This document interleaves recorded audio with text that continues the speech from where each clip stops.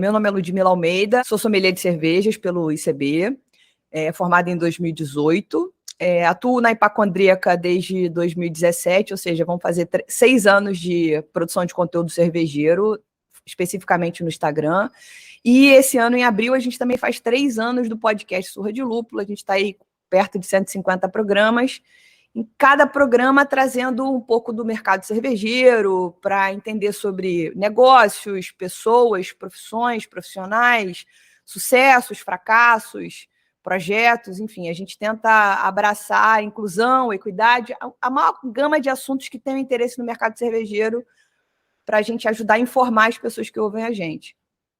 Nosso hub de conteúdo hoje é o perfil da Hipacondríaca e do Surra de Lúpulo no Instagram, mais o podcast, que é semanal, toda quinta-feira a gente libera um programa 100% inédito. A gente tem o blog do Surra de Lúpulo, que a gente está atualizando com conteúdos turísticos, cervejeiros, crônicas, a cena cervejeira até em outros países, que é para ajudar a gente nessa comparação, entendimento do que está rolando no Brasil, que está rolando em outros lugares.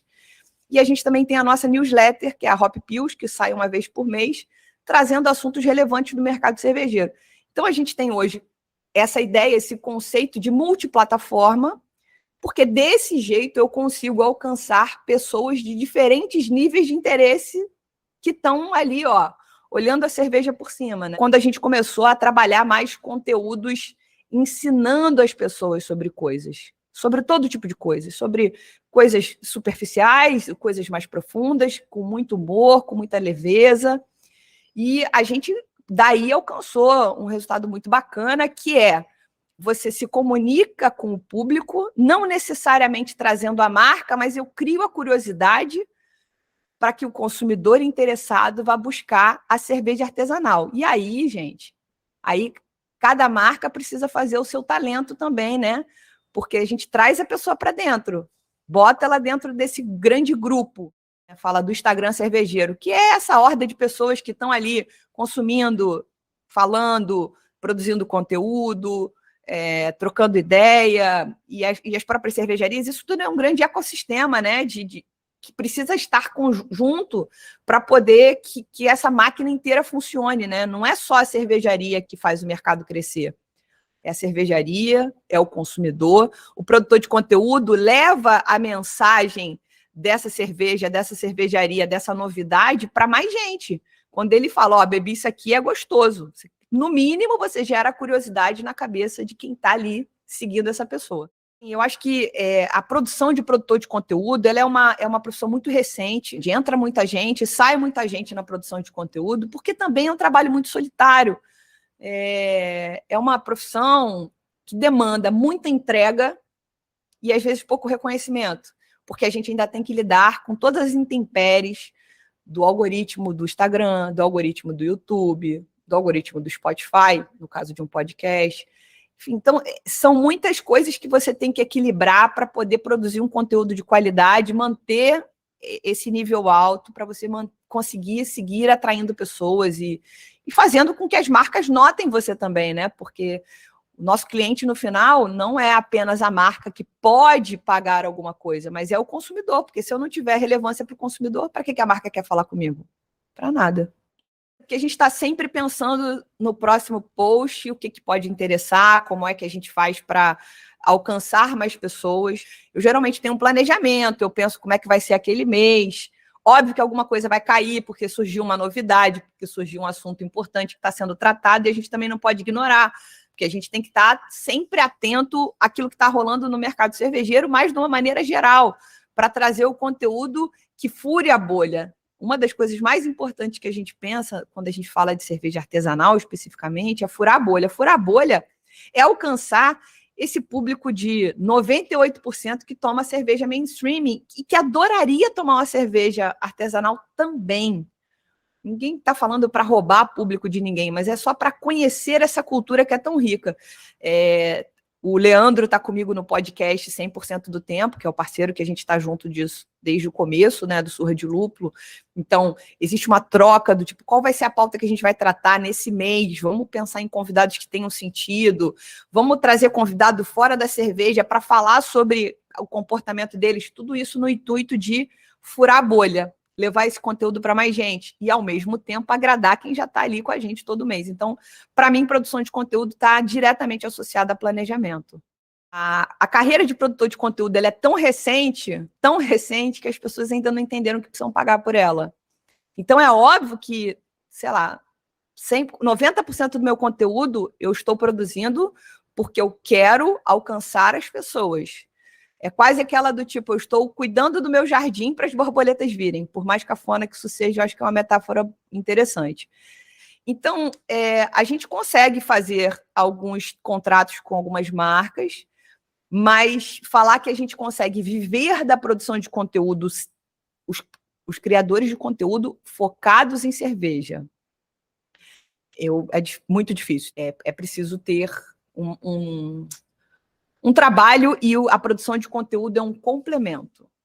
Em relação a uma monetização possível para o criador, é o que a gente tem no Surra de Lúpulo, que a gente chama de mecenas, que são os nossos apoiadores. A gente tem um financiamento coletivo dentro de uma plataforma dessas de apoio, e a gente hoje tem mais de 70 apoiadores que pagam mensalmente um valor, que eles podem escolher entre 5, 12 e 30 reais, enfim, eles decidem ali, cada faixa dessa tem contrapartidas, para apoiar o trabalho que a gente executa no Surra de Lúpulo. E é isso, você precisa cativar, e além de cativar, eu preciso mantê-lo interessado no conteúdo que eu estou produzindo. Ele está pagando por um conteúdo gratuito, que todo mundo acessa. Aí você fala, mas por que ele paga? Primeiro, ele paga porque eu cativei, porque ele quer estar junto com a gente num grupo de WhatsApp, quer poder trocar com a gente. Mas ele também paga porque ele acredita que se ele não incentivar esse trabalho, esse produtor de conteúdo não vai estar lá. Esse podcast não vai poder estar no ar. Então, é uma coisa de comunidade. Então, o apoio pessoa física, né? Essa pessoa que te apoia mês a mês, ela tem contrapartidas sensacionais. A gente tem conteúdo exclusivo para quem apoia a gente, que não vai para nenhum lugar, ninguém conhece, só quem é apoiador recebe mais pergunta, recebe mais conteúdo do podcast. Então, é toda essa troca, né? Eles pagam a gente devolve em contrapartida, em presença, em conteúdo extra e milhões de outras coisas. A pesquisa Retrato dos Consumidores, aproveitando até para falar um pouquinho dela, ela é uma pesquisa que busca conhecer o consumidor. E aí, muitas empresas falam, mas eu quero falar não com o consumidor, eu quero falar com o tal do B2B, que é business para business, negócio para negócio. E muitos se enganam que, tipo, quem lê o relatório que a gente entrega de forma gratuita nacional, que ano passado tinha 57 páginas de análise, não é o consumidor. Claro que o consumidor tem curiosidade, ele vai ler aquilo ali. Mas quem mais procura a informação, o dado que está ali, é a empresa. É a cervejaria, é o brew shop, é a empresa de automação, é o de invase, porque ele precisa conhecer o que o consumidor está dizendo, o que ele mais quer, como é que ele se comporta, que é para ele saber como é que ele aborda esse consumidor, via cervejaria, de qualquer maneira. Eu sou uma pessoa extremamente curiosa e a minha curiosidade me trouxe até onde eu estou. Então, eu tinha interesse em conhecer esses números. A gente não tem esses números assim, a gente não tem hoje alguém que entregue para o mercado, a gente tem o Anuário do Mapa, que é incrível, sensacional, importantíssimo. A gente, então, nessa coisa de ser curioso e curiosa, eu e Leandro, a gente falou, vamos criar uma pesquisa para perguntar para as pessoas como é que é o consumo delas? E assim foi o primeiro ano, e a gente botou essa pesquisa no ar em 2020, se não me engano. A gente sem nenhum incentivo, só eu e Leandro, tirando tudo da nossa cabeça, a gente alcançou 1.006 pessoas. Aí, em 2021, a gente reuniu um grupo de pessoas para redesenhar todo o questionário, né? Trazer essa cabeça do economista, a cabeça da pessoa de marketing, a cabeça da pessoa da cerveja, e a gente, como criador de conteúdo, criamos um novo formulário de pesquisa, e aí no ano de 2021 a gente não conseguiu nenhum patrocínio.